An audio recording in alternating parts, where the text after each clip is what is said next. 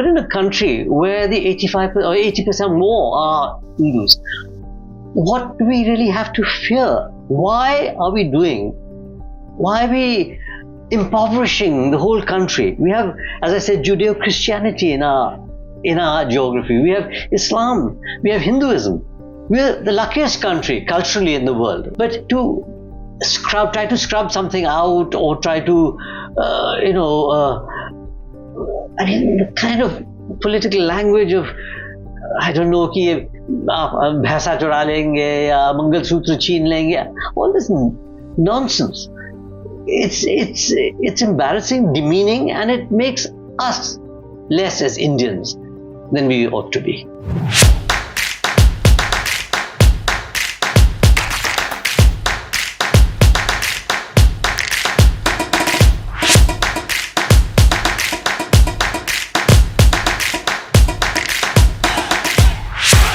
Vikram, you have dedicated your translation of the Hanuman Chalisa to Bhaskar, the 5-year-old from Suitable Boy who could basically recite the ode to Hanumanji from memory, a kind of child genius. It's not typical for an author to dedicate a book to a fictional character, is it? No, not really, but why not? You like Bhaskar? I'm very fond of Bhaskar. Actually, Bhaskar, though in his when he was 5, I think we used to take part in the school competitions or whatever. Monkey army, the Vanar Sena in Ramlila and Brahmpur. So he loved the Hanuman Chalisa anyway, and he loved doing the dhishum that comes with all this sort of Lanka fights, etc. But later in his 50s, he fought against the uses to which the Hanuman Chalisa and all sorts of other religious texts and so on had been put. So I thought it's a nice balance. I'm going to dedicate it to Bhaskar. Where do you think Bhaskar is right now? है कहीं Suitable girl में आएगा कभी वापस आ रहे हैं. Suitable girl और suitable boy के बीच में कुछ 4-5 और भी कह सकते हैं स्तंभ, कुछ खम्बे हैं, little novellas, one for each decade, and Bhaskar appears in more than one of them actually, in his 50s, and of course if you consider that he was not even in his teens then, by the time I write A Suitable Girl, which is set in the 2010 to 2014, Bhaskar would have been in his, let's see, now that would be a 60-year gap. So Bhaskar would be almost 70. But when you dedicate this to Bhaskar, usually when you open a book, and I always look at the dedications, and because it tells you a little bit about the life of the author, who's dear to them, who's beloved to them, who's inspired them. What do we make about Vikram Seth's attachment to a person who doesn't exist? Except in his imagination and in his books. They become real after a while. Well, for example, I dedicated the Hindi translation by Gopal Gandhi of A Suitable Boy. It was called Koi Achha Sa Ladka. I think the publishers wanted a title like Ek Suyogya Var. Oh God, so I said, like, is a nani or a dadi likely to ask for an Ek Suyogya Var for her poti or her dhoti? Not at all. So, Koi Achha Sa Ladka. I dedicated that translation to Mrs. Mahesh Kapoor, who is Bhaskar's grandmother. Correct. And Mrs. Mahesh Kapoor couldn't read A Suitable Boy because she couldn't read English. And I hoped that she might be able to get some pleasure out of Koi Achha Sa Ladka. At what age did you, Vikram Seth, discover the Hanuman Chalisa? In some ways, it's all around us. It's japod. We all have elders in our family. Exactly. You have your Usha Mami who lives below. And you've said often that she needs to recite it or hear it twice a day before she sleeps, I think. She recites it herself? Twice before she goes to bed. But at what age did you discover it? Well, partly because it was, as you say, all around me. Yeah. Our family was an unusual family in that we were a kind of middle class, sort of Hindu family of a certain level of Anglicization. But my mother was more Anglicized. Her brothers went to St. Paul's, she went to Loreto, etc. My father was brought up in much more of an Indian, Punjabi, general Khatri tradition. So for him, it was much more natural to speak in Hindi or Punjabi. He learned how to write Urdu rather than Devanagari. Yeah. That was his first language, and he learnt English and, of course, became very fluent in it. But I was lucky enough to get a little bit of both sides of it. Now, neither of them was very religious, but they were culturally sort of, my father would visit, when we'd visit our Buaji in Old Delhi, we'd do it on the correct days, not only on Rakhi, but also on Bhai Dooj, because she always thought Rakhi is this Punjabi holiday, Bhaiya Dooj ko hi manenge.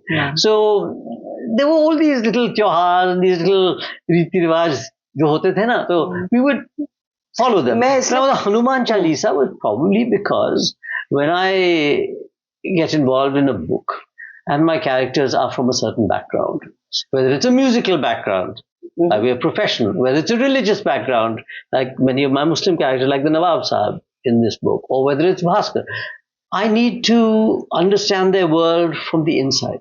So that's why I would get an Urdu tutor, or I'd learn a fair amount of Mir, or try to understand the Hanuman Chalisa, or these. How many languages do you speak, or know, or are able to write in?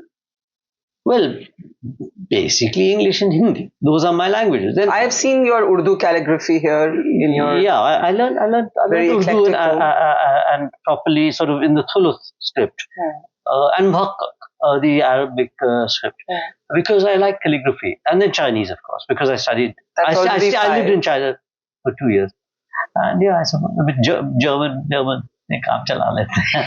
मैंने आपको इसलिए पूछा at what age do you remember discovering the Hanuman Chalisa? Because a lot of liberals grew up, I would even count myself as one of them. So would I. With a certain, at least in temperament. No, with a certain lack of cultural rootedness. Now I know it's a very big word. What is culture? But the older idea of progressive was somehow to keep religion at bay.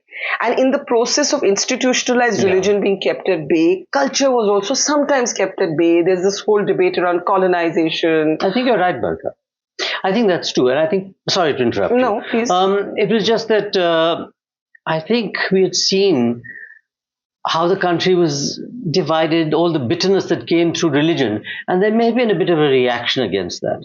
Secondly, there was a sort of a scientific temper that grew, that is, stick to facts and logic, and faith is somehow inimical to that. Or not just faith, even the general accretions of culture.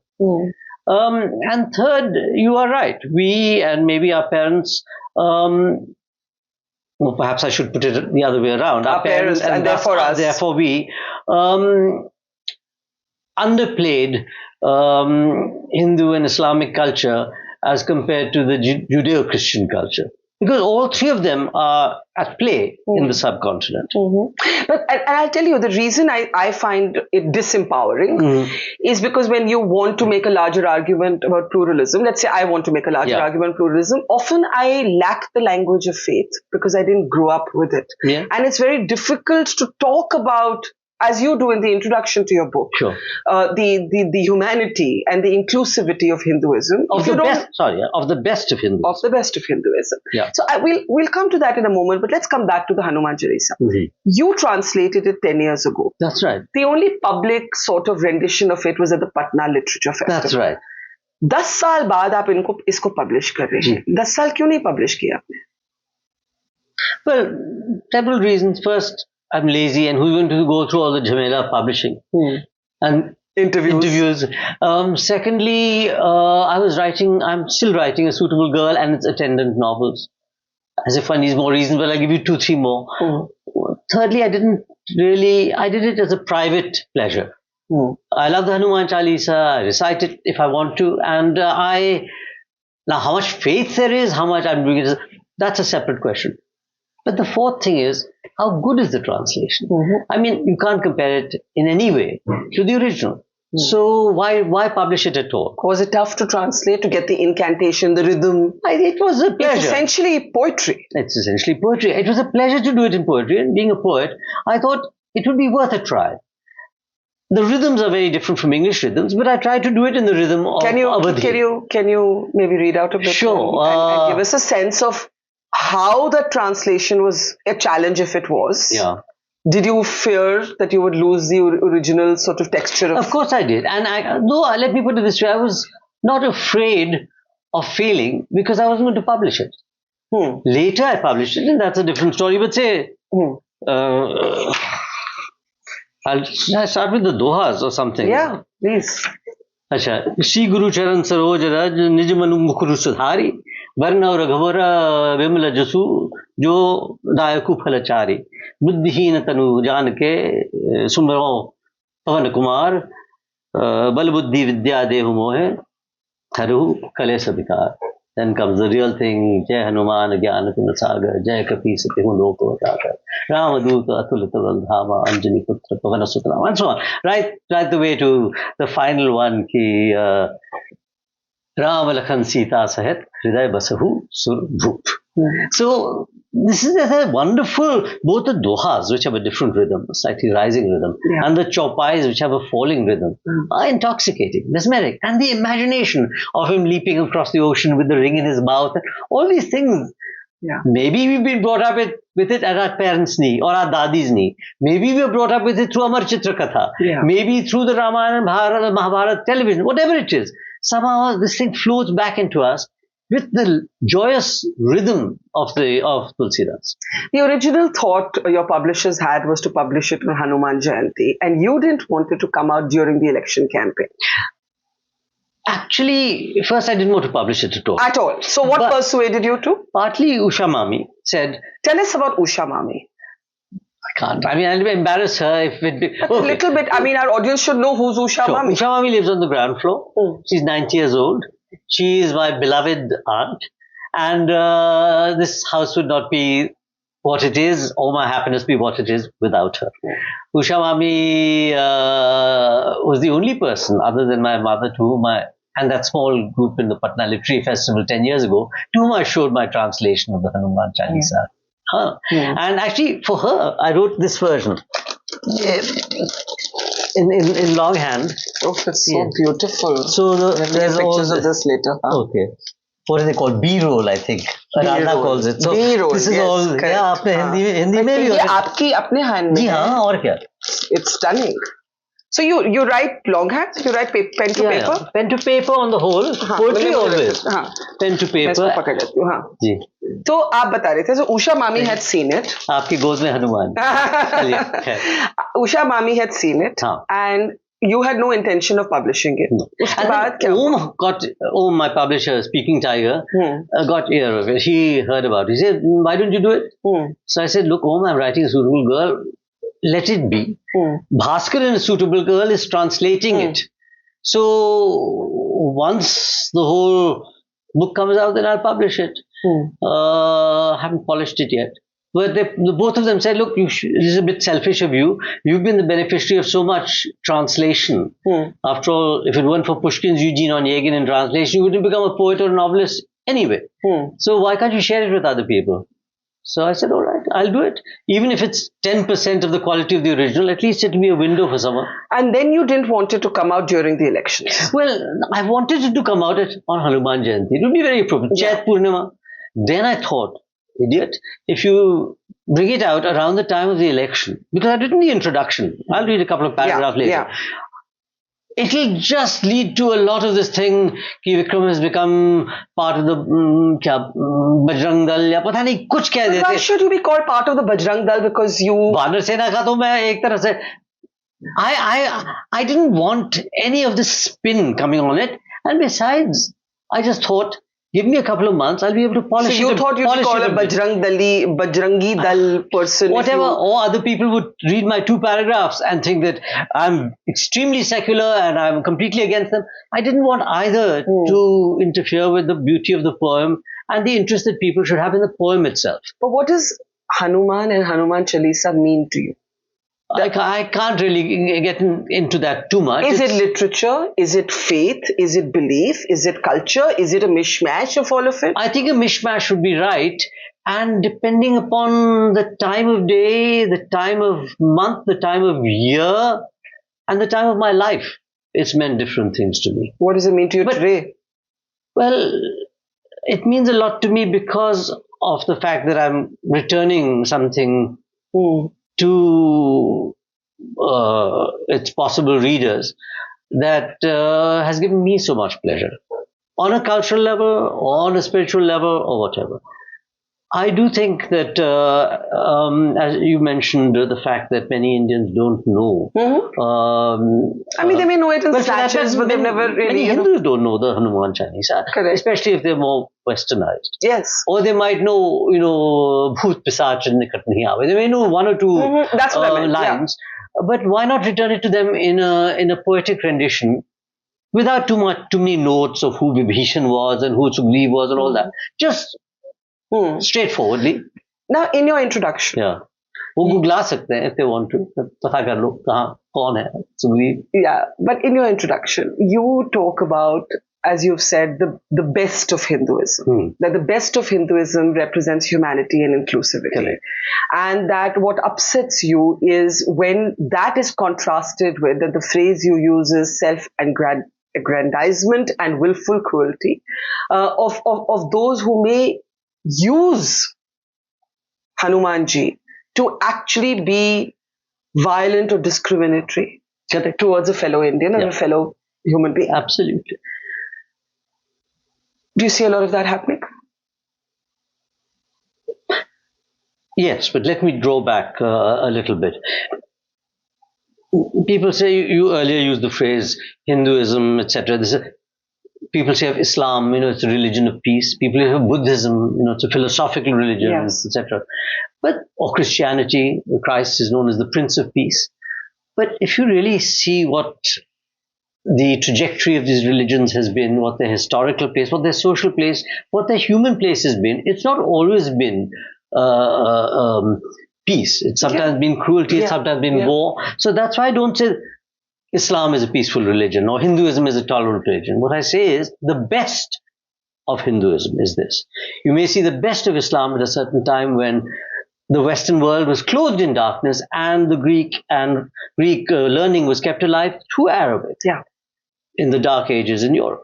So, but you look at Buddhism, which is a wonderful religion. My brother Shantam is a Buddhist teacher.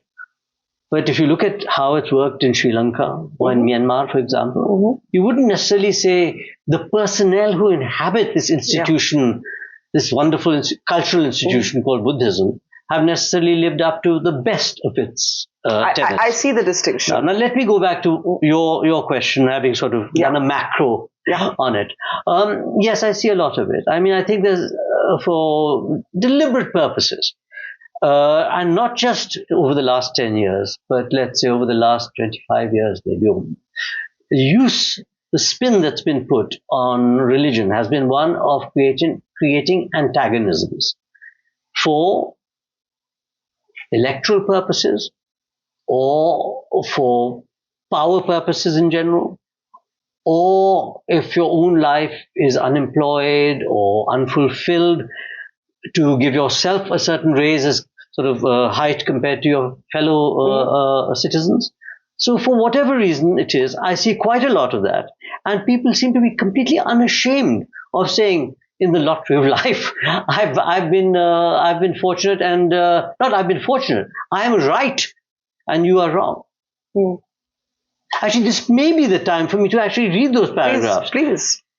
The introduction is, as I said, a very short one, just explaining sort of something about the technicalities of how the translation, and the chopai and dohas and so on and so forth. But at the very beginning, I write a couple of paragraphs and then a couple at the end. So here it is.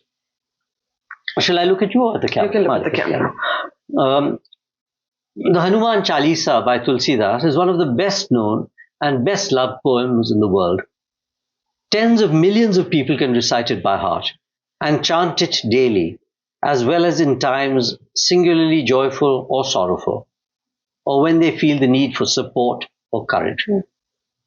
So too did Bhaskar, the precocious young mathematician in A Suitable Boy, who as a child loved to participate in the annual Ram Leela in Brahmpur in his role as a monkey warrior. I did this translation more than 10 years ago as a labor of love, but have only recently been persuaded to publish it. I hope that it will enable the Hanuman Chalisa to be enjoyed by those who cannot understand the Hindi or Awadhi of the 16th century. Then I'll skip to the end. At any rate, all this, the effort of translation, however imperfect, is just a means of acquainting or reacquainting people with a magical and joyful work impressed in the memories and affections of millions, which encapsulates a whole culture in fewer than 90 lines. I dedicate this translation to Bhaskar, who learned the poem before he was 5, but who spent his 50s fighting the chauvinism and intolerance to which this and many other well-beloved religious texts and rituals have been put. Nothing could be further from the humanity and inclusivity of the best of Hinduism than the self-aggrandizement and willful cruelty of those who use the religion in which, in the lottery of life, they happen to be born, in order to attack or demean others. May the Hanuman Chalisa continue to spread joy, expand imagination, and give strength and solace to its many past and future readers. And that's beautiful, and I agree with every word. But today there is a debate on whether Hinduism and Hindutva are different. Political Hinduism, as it were. There has also been political Islam. There has been a politicization or a weaponization, as you have pointed out, in different contexts of all faiths. And today we're seeing Hinduism at the center of our politics.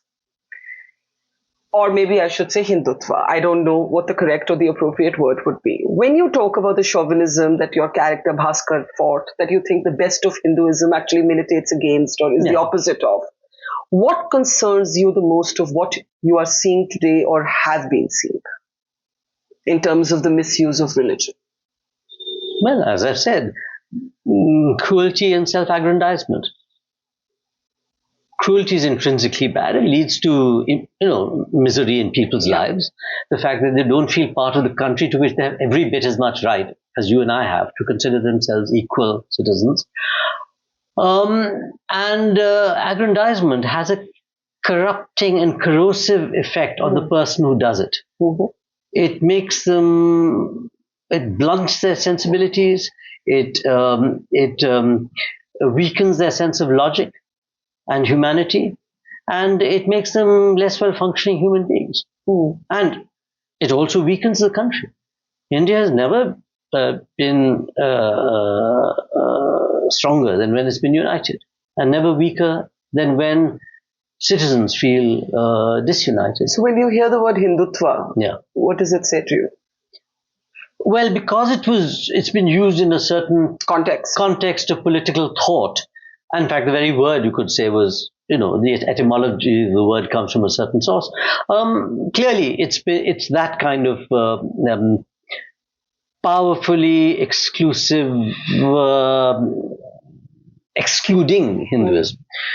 But historically, I mean, if you really look at how I wouldn't say the reception of Hanumanji, but also let's say the rise of the worship of Hanuman came probably around the 10th, 11th centuries, when just as Hinduism had thrown out Buddhism, so in the north of India, Islam was coming in, and people probably felt we need a kind of warrior and protective God. So it's not entirely new. There are historical trends and drifts. But in a country where the 85% or 80% more are Hindus, what do we really have to fear? Why are we impoverishing the whole country? We have, as I said, Judeo-Christianity in our geography. We have Islam. We have Hinduism. We're the luckiest country culturally in the world. Okay, it'd be nice if we had a little bit of the Chinese-Japanese culture, then we'd be totally fulfilled. I, in my own life, have tried to enrich my life by that. But to try to scrub something out, or try to, I mean, the kind of political language of, I don't know, कि भैंसा चुरा लेंगे या मंगलसूत्र छीन लेंगे, all this nonsense. It's embarrassing, demeaning, and it makes us less as Indians than we ought to be. You have said that you believe that after this election result, a certain kind of normalcy or normalization or restraint on extremes. I'm paraphrasing. I'm not quoting you exactly. That there is the sort of moderating influences of, let's say, a Nitish Kumar and a Chandrababu Naidu. This is one of the comments that you have made. Soon after the government was sworn in, one of the earliest news headlines was Arundhati Roy, and the anti-terror law that I should say was a product of the Congress years. The UAPA came to us from the Congress. But after many years, and not for a book, but a speech on Kashmir, this case has been revived. Yeah. What did that say to you? It's ridiculous. It's completely wrong. But I'm not entirely, I won't say whether I expected it, which I didn't, or whether I was surprised, which I don't know whether I was or wasn't. It startled me. But it may be that they were trying to change the conversation, or it may be that they're trying to show that there's life in the old wounded lion yet, or whatever they were trying to do or show. I'm not, it's early days yet. Yeah, it's not clear whether... One doesn't know what the direction will be. Correct. One can hardly see in the kind of dhundlapan of politics what the next month is going to hold, let alone the next year, let alone the next 5 years. But I do hope that they won't try to do a kind of national Maharashtra by picking off little bits of each other's parties. And this you're saying for both sides, the opposition and the government? Yes. Or are you saying it only for the government? No, I'm saying it actually in this case, I'm saying it for both sides. I mean, it's interesting. Because, Nitish has paltoed about 12 times now. Why not make it a baker's dozen from his point of view? So it's possible that on some subject that he really believes in, if the BJP tries to go too kattar, he might try to detach himself. Those 12 votes, quite precious. The other 16 votes, we don't know what Chirag might do with his 5 or what might happen with the other 7 and the individual. So there's always this interplay. The BJP is not known for using Sam, but they're quite used to using Dam, Dand and Bhed. So they might do what they did. They might try to pick off someone from the other camp. My hope is it happens in either direction, and that we don't get a kind of situation as happened after 1977, when the first dictator, you might say, was thrown out. But then the various parties started squabbling among themselves in this कौन बनेगा प्रधानमंत्री दोनों तो है ना एक तरह से कौन बनेगा प्रधानमंत्री के उस चक्कर में इतना पड़ जाए कि फिर अपने आपस में वो they start they fall apart, and then she sweeps into power in 1980. Let us hope that we can concentrate during these 5 years on the real problems that we have in our country. Can I ask you, you've spoken about the best of Hinduism, and you've spoken about your deeply felt disagreements with misusing religion to inflict pain or violence on a fellow citizen. There are lessons in this verdict for the BJP and for the electoral verdict. The electoral verdict for the right. But are there lessons in our shifting politics for liberals on the left of the spectrum? And I'll tell you why I ask you that. In the American context, one of the egregious mistakes that Hillary Clinton possibly made was to call Trump voters a basket of deplorables. Because when you start judging somebody for a political choice in a democracy, you're actually condescending to the voter. With our context, we see this debate often as we get more polarized, that, if you support that party or that person, you are the problem. So we start judging each other, conversations break down, that old spirit of, acha chalo chodo na, samosa kha ke jao, has kind of gone. Those are the neighborhoods we grew up in where we didn't always agree. But we were able to be convivial at the end of that disagreement. Are there lessons for those who have opposed Modi's politics? Yeah. Because you can't dismiss him as a political lightweight. Oh, certainly not. He's a smart, popular politician. And a pragmatic one. So he may well adjust to the new realities. Your general point, I take it. Do remember, however, that the BJP didn't really lose much of its vote share. Exactly. So it was really, you can call it a verdict, but actually it was really more of it was a little rap on the knuckles. It was a containment, not a rejection. Correct. But why did it happen? It happened because these other parties realized that if they didn't, in Benjamin Franklin's phrase, hang together, they would assuredly hang separately. So that's how that, together with many other things, including in UP, the choice of candidates, many other things. It was a near-run thing. And even then, they didn't win as such. But they came, within striking distance, and certainly will form a fine opposition, I hope. Yeah. As long as there's not too much squabbling. The general lesson about condescending to people and to demonizing them in all polities is the case, including in this one.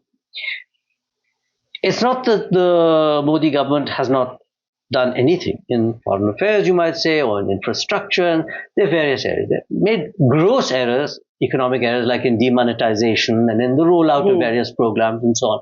And certainly, it's such an uneven playing field in economics that there seems to be a kind of crony capitalism which has not led to an increase in unemployment. Then there's the kind of complication in the agricultural sector, how the farmers and so on have been alienated. Part of the reason why they lost was because they started saying, ye Khalistani hai, or the farmers are, it was partly the condescension of the BJP that prevented them from gaining a few more. And their hubris has been contained. Partly, that's right. Now, I don't think that the other side should be doing it. It's not a good electoral strategy. It's not a good strategy in terms of decency or humanity. And it's not even a good strategy in terms of logic. Because you have to think, if I had been born in that kind of family or with that kind of upbringing, I might well think in those terms. The point is to wean people over to what you think is the right course of things. And for that, you need effective persuasion, political communication, storytelling. Exactly. And not just political, just human interaction. I want to ask you about the courts. And I want to ask you about this because your mother, Justice Leela Seth, was a fine person, but also a fine judge who, as a woman, broke many barriers in the judiciary. Now, we both have mothers of that sort, right, Barkha? That is true. I am happy to say Prabha, that was like a shining example, iconic example of great journalism. Thank you for remembering her. Fali Nariman once said to me, I think it was 1 month before he died, and he said, when governments in India have been very powerful, and this was not about the BJP, he said the same thing happened in the emergency, right? He said, when governments in India have been very powerful, the judiciary has not been that powerful. That was his somewhat cynical sort of take. And yet, every Indian citizen, if you ask them, what are the two institutions that you turn to in the end? One will be, they'll say the army, they'll say we trust them, and they'll say the courts. In the end, everybody takes their conflicts, their dilemmas, their hope, their expectations to the judiciary. How do you see the role of the judiciary thus far? Okay. Well, the army has never interfered. Yes. There was a book, I remember, called After Nehru Who, in which the chief of the army staff was considered as one of the possibilities. It was not realistic. India is not Pakistan. Exactly. The press is another story altogether. Estate, you could call it, to whom people maybe look towards. The television journalism, even worse than print journalism, has disgraced itself. On the other hand, private individuals who set up their own companies or who set up their own web links, whether from abroad or within, have taken the role of that to some extent. And the fact that people can communicate with each other better in social media has also helped a great deal. It's affected the results of this election. Now, as regards the courts. What would your mother have felt about it today? I'm sure you had those conversations right until the end. It is complicated. One sometimes one has to look at individual judgments. Insofar as it doesn't, when I take a little time out to think about this, see, we would have been in a worse position, I think, if the courts had not to some extent, begun to choose their own personnel. I think I said earlier that any institution, whether a religion or courts or whatever, depends upon the personnel who inhabit it. And if it had continued to be the government, by now we would have had a completely dabbu judiciary. There's no question about it. If they had chosen... If the government had a say in appointing judges? They do have a say, but they do not have complete say. Even now, they can say, we don't like this judge for this reason or that reason, or they can just sit on an appointment, and they do. Saurabh Kirpal is a case in point. It's a graceful example. But there are other examples as well. Certainly not the only one. Also, within the collegium itself, it's not a perfect system by any means. In fact, there are personal antagonisms, possible favoritism, personal lack of knowledge about things. However, it is meant that the government has not had complete sway in selecting its judges. However, the question arises, what will you do after you're 65 in the Supreme Court or after you're 62 in a High Court? And all sorts of little temptations here and there. Judges are also human beings, play their part. There have been certain decisions, and I won't specify them, which have been courageous. There are certain decisions, well, why not specify one? For example, about the electoral bonds issue. Yeah. There have been certain decisions which seem to be very odd, like the Babri Masjid decision. The Ayodhya verdict itself. The Ayodhya verdict, and also how it began by saying it was completely illegal what they did. However, what can we do? We better endorse it. On the other hand, I would say the same judge, Chandrachud, who wrote that decision, in another case said that the decision of his father in ADM Jabalpur, in the habeas corpus case, was wrong, which itself took a lot of courage. Yeah. So let us just say it's been a mixed bag. But I don't think Wali Nariman was being too cynical when he said what he said. I do think judges sort of swim in the water of our politics and our consciousness, let's say, social consciousness, and to some extent get affected by it, I'd say out of pressure rather than out of, I wouldn't say cowardice, but there is pressure. And the pusillanimity that my mother inveighed against in certain judgments. No one is excluded from that in our polity. Neither journalists, no bureaucrats, no business people, no judges, no, for that matter, writers and artists who sometimes self-censor themselves. Do you? I'm in a comparatively lucky position in that I don't have a family. I don't have to be concerned. I mean, in the sense that I don't have to say, my needs are comparatively simple. Yeah. So I can't give myself, too many pats on the back. Indeed not. And, but yes, I don't also shout from the rooftops unless I find something singularly unjust or singularly worth talking about, whether it's the Babri Masjid thing, or whether it's the 377, or whether it's Hanuman. There's certain things on which I've spoken out. Now, in this particular case, I would not have talked too much about the change of governments, except that I found that all the interviews that I've perforce been made by my publishers to do have come about around the time of the elections, and I haven't tried to avoid questions. That's the reason. And also, it's a kind of inevitable dialogue that is ongoing in our society, so you can't I'm a citizen. I have every right to speak my mind. But you mentioned 377, and I'm glad you did, because one of the judgments from the Supreme Court was the decision to not legalize same-sex marriage. Now, for context to some younger members of our audience, many years ago... You even know what 377 is. You better sort of explain. So I'm going to just explain that. Many years ago, when being gay was a crime in this country, and I was a young journalist, I don't know if you remember this, but you came out as gay or partially gay on one of my programs, We the People. And that was a time when we were all canvassing for the decriminalization of homosexuality, which was what 377 at that time stipulated. Right. N number of years later, so much has changed for the better. Yeah. But when that last mile fight happened to legalize same-sex marriage, and the courts declined to do so, what did you feel about that? It wasn't entirely unexpected. Yes. I obviously felt deeply disappointed. It was a 3-2 verdict.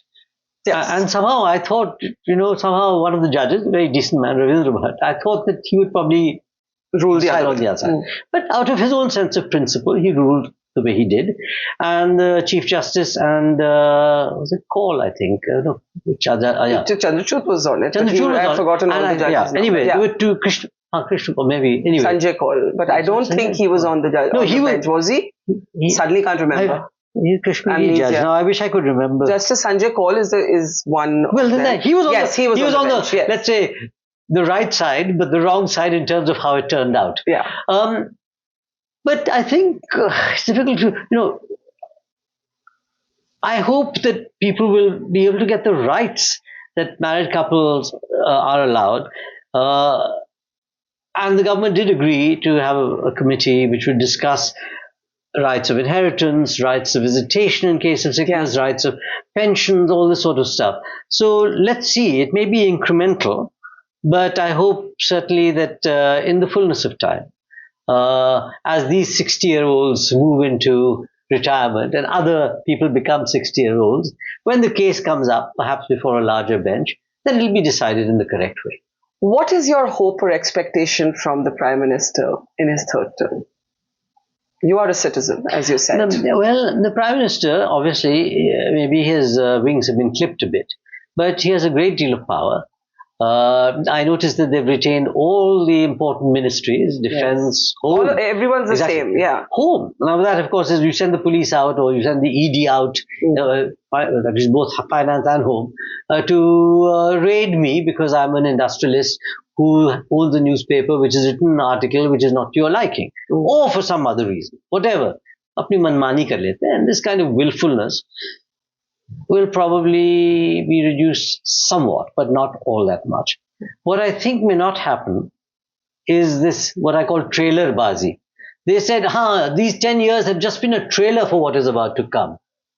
And that would have led to a real problem in our society.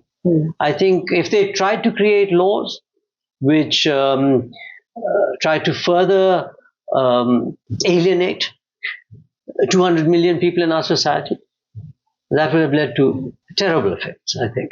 And that, I think, the N and the N who sit on the two sides of the Nitish M. and Chandrababu. And Naidu and Nitish, I think will prevent that from happening, just as Samta and other parties prevented that sort of thing from happening in the NDA, however much the BJP itself might have liked to do that. I want to end by returning briefly to Hanuman. But this is just comparative.